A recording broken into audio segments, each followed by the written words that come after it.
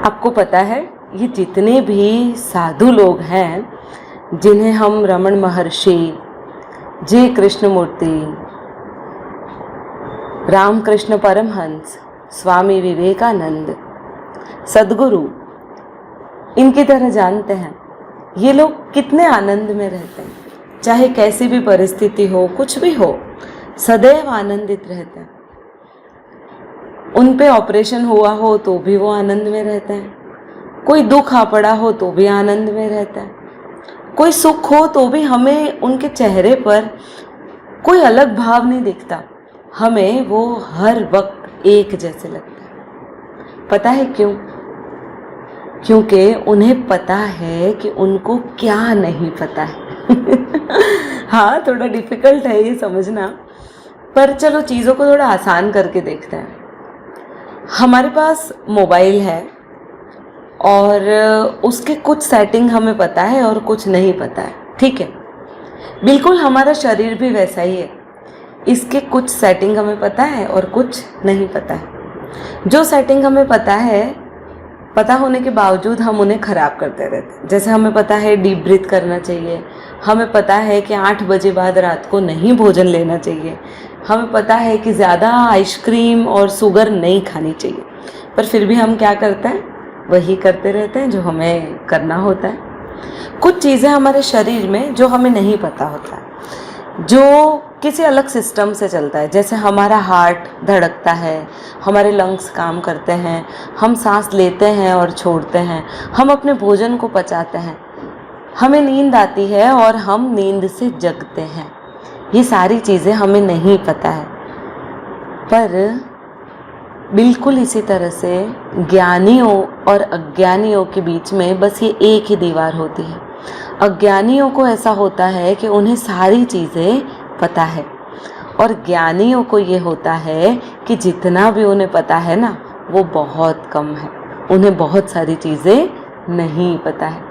और जो नहीं पता होने की जो बात है ना, उसी में ये लोग आनंदित रहते हैं।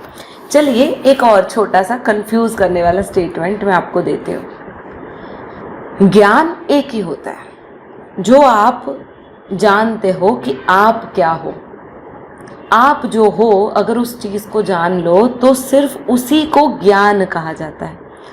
बाकी जो सारी चीज़ें होती है ना, उसे सिर्फ माहिती, इट मीन्स इंफॉर्मेशन, अथवा तो कहूँ परिचय कहा जाता है। बस ये दो ही चीज़ें हैं। आप दूसरों का परिचय करते हैं और स्वयं का ज्ञान रखते हैं। होता क्या है पता है? हम खुद का तो परिचय रखते हैं, हमें अपने बारे में सिर्फ इन्फॉर्मेशन होती है, और हम दूसरों के बारे में ज्ञान लेने की कोशिश करते रहते हैं, और यहीं पर सबसे बड़ी तकलीफ शुरू होती है।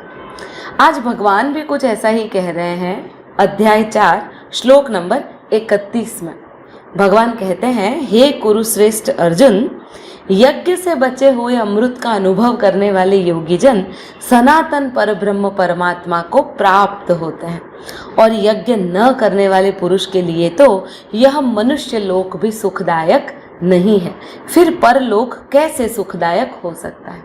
भगवान ने सीधा सीधा कह दिया कि जो यज्ञ का अनुभव करता है उसी को यज्ञ से ज्ञान अमृत मिलता है, और उसी ज्ञान अमृत से वो उस परमात्मा को, परब्रह्म को पा लेता है। और जो यज्ञ नहीं करता वह इस मनुष्य लोक में भी सुखी नहीं रहता, तो परलोक में तो सुखी रहने का छोड़ो। अब ये स्टेटमेंट आपको ट्रिकी लगेगा, पर आप देखो, भारत ही नहीं दुनिया भर में कितने सारे लोग व्यसन करते हैं। कुछ शौक से करते हैं और कुछ मजबूरी में करते हैं, कितने सारे लोग। और व्यसन भी अलग अलग आ गए, न जाने कौन से नाम के, जो मुझे पता भी नहीं है, ठीक है। कितने सारे लोग हैं जो व्यसन नहीं करते हैं और आनंदित भी रहते हैं। जो व्यक्ति, जिसको पता है कि उसको क्या काम करना है, कौन सा यज्ञ करना है, अपने जीवन को किस तरह से उस परमात्मा को समर्पित करना है, वो लोग तो अपने हर काम में पूरा का पूरा आनंद जुटा लेते हैं। पर जिन व्यक्तियों के पास ज़रूरत से ज़्यादा बहुत कुछ है, या फिर ज़रूरत से बहुत कम है, वे लोग क्या करते हैं, उनके लिए सिर्फ शिकायतें ही शिकायतें होती हैं। इसीलिए ये मनुष्य लोक भी उनके लिए सुखदायक नहीं होता।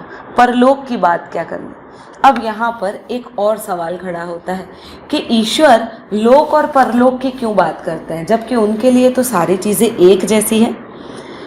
तो यहाँ पर भगवान परलोक को कह रहे हैं जहाँ पर तुम्हें पूरा ज्ञान प्राप्त हो चुका है। वो जो क्षण है ना, वो फिर मनुष्य लोक की नहीं रहती है। मनुष्य लोक ये ज्ञान भूमि है। आप यहाँ पर सीखने आते हो, लाइक स्कूल, कॉलेज या यूनिवर्सिटीज़ में सीखते हो।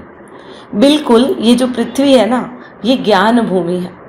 हमें यहाँ पर नॉलेज अर्जित करना है, और अर्जित कर लेते हैं ना, तुरंत ही हम इस लोक से छूट जाते हैं। हम भी आनंदित रहने लग जाते हैं। हमारे पास फिर किसी तरह की क्वेरी नहीं रहती।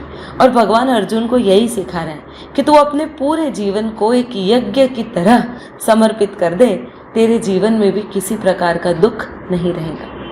तो ये था हमारा आज का वीडियो। यदि आपको पसंद आया हो तो कृपया लाइक कर दीजिए। चैनल सब्सक्राइब नहीं किया हो तो कर दीजिए, सब्सक्राइब का बटन नीचे ही है। नोटिफिकेशन के लिए बेल आइकन अवश्य दबाइएगा। जय श्री कृष्ण।